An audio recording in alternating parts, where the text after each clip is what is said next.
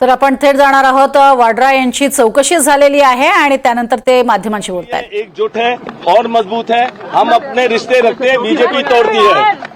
आप पूछ क्या रहे हैं, क्या जानना चाहते हैं आप? वही चीज है भैया, पुराने हैं, अब मैंने जवाब दे दिए। आप प्लीज आप धक्का मत करिए, मेरी बात सुनिए। अब मैं बाहर निकला हूँ, आप लोगों को चोट लग जाएगी, इसलिए मैं बाहर निकला हूँ। महिलाएं भी हैं, मैं नहीं चाहता हूँ कि वो उनको कोई भी कष्ट आए। धन्यवाद, धन्यवाद भैया, धन्यवाद, thank you, thank you. Continue चलेगा अभी, आपको और भी हियरिंग पे आना है। जब भी बुलाएंगे आएंगे यार, जब भी बुलाएंगे आएंगे भैया। और बताइए, thank you, thank you, thank you.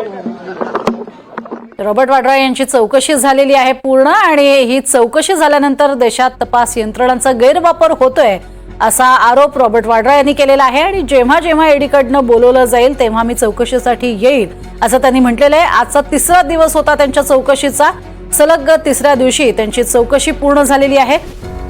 आज त्यांची साधारण 2 ते 2.5 तास चौकशी घेण्यात आली। यापुढे चौकशीस बोलवलं तर मी येईन असं त्यांनी म्हटलंय।